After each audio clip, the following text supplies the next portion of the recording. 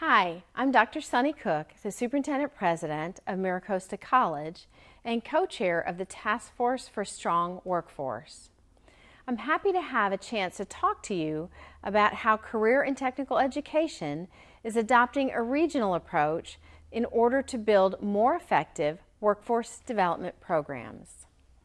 Let's first talk about what CTE regionalization is and why it's important. Very simply, regionalization means colleges work collaboratively across traditional district lines with other colleges to plan and carry out CTE programs. There's a long history of CTE programs working informally on a regional basis. There are, in effect, 7 such regions that exist. Under the Strong Workforce Program, the resources, structures, and roles of the regions are being significantly strengthened. Hence, the importance of this topic. Why is regionalization important? It asks colleges to broaden their viewpoint and look beyond the boundaries of their district. Most of us are used to looking at the business needs of our own community and are concerned with what happens on our campuses. We need to look further considering the larger needs of our region. Our students live complicated lives. Their work may be somewhere other than where they live or go to school. Another factor encouraging regionalization is the need for colleges to align their efforts with employers, workforce boards, and economic development organizations, all of which tend to work on a more regional basis. To encourage colleges to work regionally, the legislature has directed that 40% of the Strong Workforce funding be used to support regional projects. The expenditure of the money is to be planned regionally, and likewise, the outcomes will be looked at regionally also.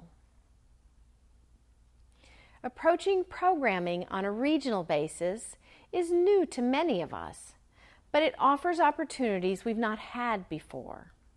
Now let's consider how regionalization works. The state's community colleges have been organized into 7 working regions: the North, Far North, the San Francisco Bay Area, the Central Valley, the South Coast, Los Angeles Orange counties, the Inland Empire, and San Diego Imperial counties. Colleges in each region have created a regional CTE governance system unique to their circumstances. Typically, there's a CEO council, an external partners council, and a CTE leadership council that may include administrators and faculty in related programs. One of the critical things the regional consortium does is lead the planning effort that determines priorities and guides for the expenditure of regional funds. Each region has a lead college or district that hosts the regional director and probably serves as a fiscal agent for the regional funds. Typical activities undertaken by a region include reviewing regional labor market information in order to identify major business sectors, discover emerging sectors, and look for where there is a shortage of available trained workers. The regional consortium encourages colleges to expand programs or to start new ones to address the needs that have been identified. The consortia also reviews new program proposals to ensure that there's labor market need for it and to ensure that the program does not unnecessarily duplicate existing programs. Regionalism does not replace existing local programs and initiatives. Local districts receive the majority of the funding for local efforts. Regional programming supplements and enhances these local efforts. The regional structure also facilitates our work with workforce partners, such as workforce boards and major employers. I can personally speak to the value of regionalism. MiraCosta College is a member of the San Diego Imperial Region, and I've found that working regionally has really strengthened the communication between our colleges and has enabled us to identify and meet regional needs. The regional structure has a significant role to play in helping colleges deliver effective workforce programs. Part of our overall success hinges on the effectiveness of the regional structure. The regional organization of our colleges is beneficial in many different ways. It provides us better alignment with external groups such as workforce boards. It gives them a single entity to relate with rather than working with each of our colleges separately. It's easier for large employers also who have multiple sites. They don't have to deal with each college within a region individually. It also makes joint marketing possible. In urban areas, it's difficult for an individual college to market effectively.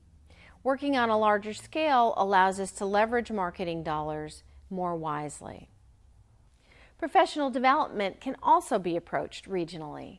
Workshops can be shared between districts, and expensive faculty development that might not be undertaken by one single college can be undertaken as a region. The audience is expanded and the costs are shared more widely. There's also an opportunity to establish collaborative purchasing agreements, and through collaborative buying, there is an opportunity to leverage better prices for equipment, software licenses, and supplies. New high-cost programs can be also offered collaboratively with colleges pooling their resources together. Some colleges might offer the introductory classes, with one college designated to offer the capstone classes, which may require specialized labs or equipment. Here are some of the examples and positive impacts of regionalization. The San Francisco Bay Area colleges have joined together to pay for NetLab, a high-cost but invaluable networked resource that enhances IT instruction. In San Diego County, several colleges offer the associate degrees and certificates in biotechnology, and those programs will now be able to feed their graduates into the new applied bachelor's degree program being offered by MiraCosta College in biomanufacturing.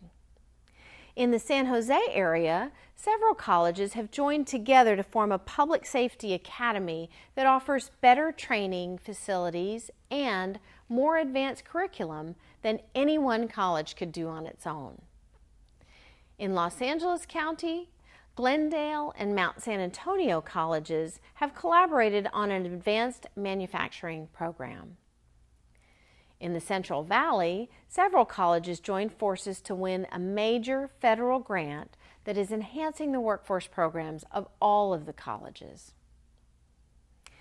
There are a number of benefits to working regionally. We can see from the examples it enables us to do things together that we couldn't accomplish on our own as single colleges or districts. The importance of regionalism is growing. Colleges should consider how they can position themselves to benefit from it. The CEO needs to lead the way by articulating the advantages of working regionally and encouraging faculty and administrators to seek out regional opportunities. A first step is to know thyself. I'm aware of colleges that are conducting a self-evaluation of their own CTE programs, identifying strengths and weaknesses. An evaluation will identify niches or unique programs that meet demand and can be built upon. A college should be an active player regionally and at the state level. Faculty and administrators should be visible at the regional level meetings, at workshops and webinars. College presidents should be supportive of the regional consortium and ready to assume leadership positions as needed. There's also an opportunity to work with other colleges organizing projects to capture regional funds. Forward-thinking colleges should organize and lead collaborations seeking other state and federal funding. As a final thought, for any partnership to work, we must always be responsible and a trustworthy partner. For a college to succeed in this new world of regionalization, leadership at all levels is required. It calls for a conscious decision to be a regional player and then take measures that support that vision. None of what we have said so far is meant to imply that working regionally is easy. There are significant challenges to be addressed. For regionalization to work, it must be approached in a way that works for everyone. We need to work to establish win-win relationships. I always look to see how we can help expand the pie rather than accept smaller pieces of the pie. If a college has less experience working regionally, it should take a step-by-step approach rather than seeking to be a lead college on projects. Perhaps be a limited partner rather than the lead campus on your first efforts. We need to prepare our faculty and staff to think and work as a region, as they may be focused only on their campus. We can have open discussions about the impact of being regional. We need to recognize other colleges may be better at something than we are. There will be give and take, and we may need to defer to another college in some instances. Now this one is difficult. Regionalization of a program may have an impact on our enrollment in our program. We need to respond by upgrading our own programs. Consider developing your own specializations which will attract students. If resources are to be shared, multi-college discussions will need to take place.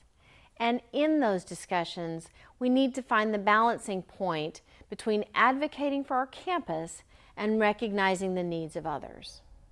We must always be open and transparent in our communications between colleges and within our own college.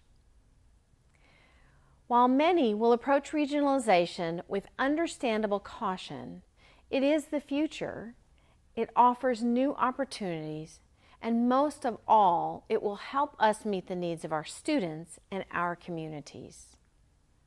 Working regionally is one of several ways in which we'll need to adapt to succeed in building the workforce that California needs. I encourage you to go to the State Chancellor's website to learn more about how CTE is changing. You'll find an abundance of resources in the Strong Workforce section of the State Chancellor's website. Thank you.